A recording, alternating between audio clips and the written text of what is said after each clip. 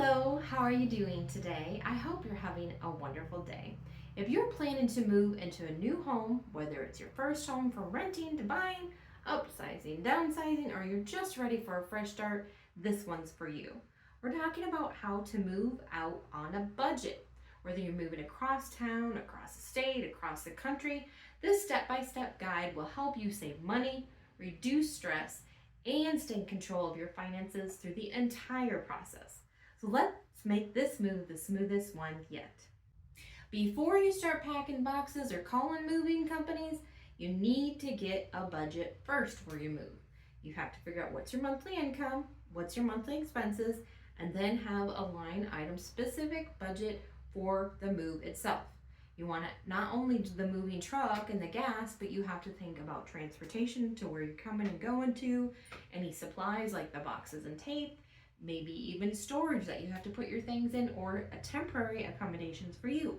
Like if you're moving across the country, it may take you a couple days to get there, or if for some reason you don't get to move right into your house, or you have people that are moving into your house early, so you have to get out early, so you don't have a place to go, then you're gonna have to have a hotel, or maybe luckily have a friend that you can stay with along the way. But there's plenty of other hidden costs that you need to think about too, like cleaning supplies. Once you packed everything up, you're gonna have to clean the house. You may have to get take-home meals while you're packing and unpacking when you're not gonna have dishware or tableware to use or pans to get out and cook stuff in the stove. It's those little things that really add up that you'll need for the new place as well as finishing up in the old place. So you wanna make sure that you know your limit. What is that budget and how can you make sure that you stay within it? A well-planned move is a budget-friendly move. Now, thinking about where you're going, it doesn't matter if it's your forever home or just your next chapter home. You need to look beyond the square footage, the garage, whatever you love about the house. Are you moving closer to work or farther away? What's the cost of living in that new area? Is it similar or is it drastically higher or maybe a little bit lower? You're going to have to think about not only the cost of the house, but utilities. If there's more things that you have to have in that area, like maybe a security system, how easy it is to get to the grocery store, and then of course commute times, because if you've got a new job, it might be farther away from your house than it was at your old place. So sometimes the best budget move is less about the price of the house and more about the ongoing lifestyle. The right move isn't always the biggest, it's the smartest. So make sure that you're taking all that in consideration, especially if you're not just making a local move within your town or your state. You're going to have different costs that you're not used to. And so it is really important that you evaluate all of that when you're going forward with the purchase on a home. Timing can be everything. If you have the flexibility, avoid peak moving seasons. Right now we're in the spring, so we're really getting geared up for a lot of buying and selling going on, which means there's a lot of people moving, which means that there's a lot of people needing moving companies and using the truck. So it's going to be less likely that one will be available, and the old rule, supply, demand. So you really want to aim for the late fall or winter when moving companies are slower. They may even drop their prices in the off season. And if you can get into where you book your move in with the company, you can get on the calendar and you don't have to worry about everyone else that's scrambling to the end. And maybe even you'll get a service or supplies as an extra bonus if they have you coming during the off season. A well-timed move can save you hundreds without even trying. So sometimes it's really hard to time that move. Lots of people like to move in the spring and summer because of the school year. Now, if that doesn't affect you, obviously that's to your benefit. You can go during those off seasons. Another reason to go in the off season is, in my opinion, the fall and winter is probably the best time because you're getting all sweaty, moving boxes up and down and packing and in and out and having to unpack everything too when you get to the new place. So it benefits you on many levels to go and move on that off season. If you're moving into a larger space or just want a fresh new look, you need to resist the urge to buy everything new. I know it's very exciting when you're getting ready to buy a place that you just like, oh, this is my new space. I could put this here and I could put that there. But really, the best decision is to start with what you have and then build on that. Right here where we are, we have tons of thrift stores, antique stores, resale shops, and also a lot of estate sales because we have a lot of people that move back to their family, pass away, And so they can be a great source to have really good furniture. Even friends that may be moving also and wanting to get rid of stuff because they're downsizing. Family can be amazing sources for furniture and even household items. But anyway, my point is that you want to make sure that you're not just going out and buying everything new. You can get lots of gently used items, even free cycle sometimes, or maybe marketplace on Facebook and just in community groups. So I encourage you to start with what you have. Take what you got from your home, what you're deciding to move, because you might decide that you just don't want to move a lot of stuff and you're just taking the basics. But go ahead and move what you've got, put it in the space, and you may find that you really don't need anything else. It's filled up the safe space and you don't need to add anything on it. You want to focus though on what you need first. So cover the basics. You need a bed to sleep in, a table to eat at, something to sit on while you're eating, maybe a couch to sit on and relax.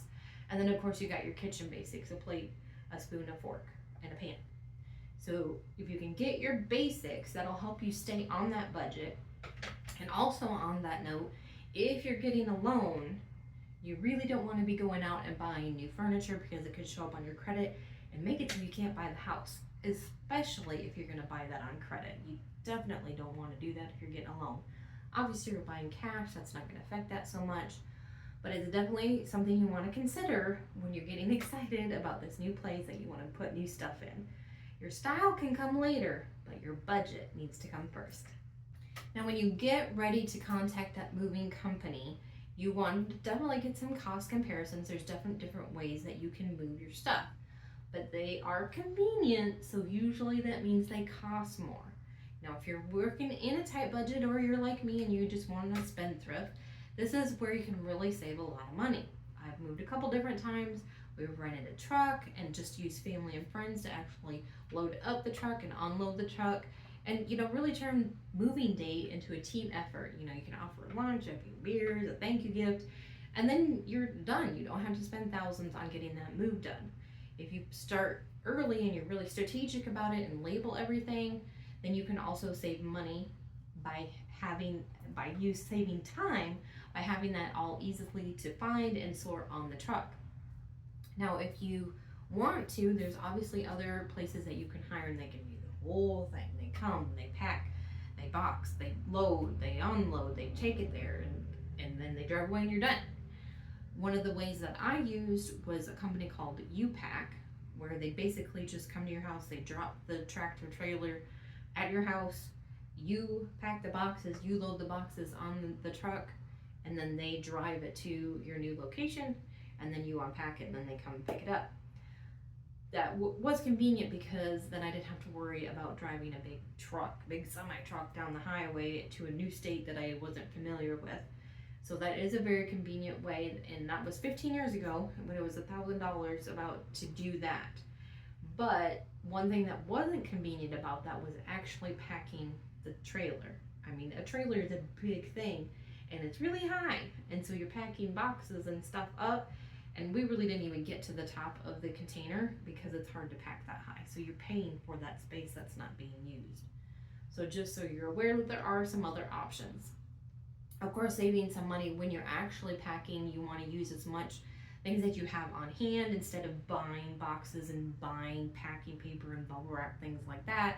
Just use towels and blankets and washcloths to wrap up any breakables. Then you don't have a box still full of blankets and towels. That was kind of a waste. And I know that you can go out and buy boxes from supply companies, but you can also definitely go to the grocery store or other places in the area that just have boxes from receiving shipments of products, and they'll give those to you, or even go to recycling day and collect some boxes for moving. So you want to focus on not spending where you don't have to.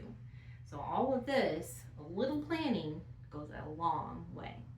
Now, I bet you've got figured out where you're going and you've got your stuff packed and you've got your moving company, but when you get ready to set up your new home, make sure you take the time to shop around for services. You're going to have internet, electricity, maybe even a security system. You want to look for any bundle deals or new customer promotions. That way you can save money. And if you're moving into a home that either didn't provide appliances or you didn't bring your appliances with you, you want to also look into energy efficient models so that you can save money over the entire use of the home that you have. And even if you make the habit of unplugging devices, that's going to help you save money on your monthly budget. Another thing to consider, if you are upsizing, if you're going from renting to buying, more than likely you're going to have a bigger space, which means your heating and cooling costs are probably going to be more. So you just want to make sure that you're aware of that as you're budgeting for your new place, and you're making sure how much you can actually afford throughout the moving process. You want to make sure that that might be something that you're going to have to look up. And if you go from like where you had a well and now you're paying for city water, and you had a septic and you're paying for sewer, all of that's going to make a difference about how your monthly budget is going to play out.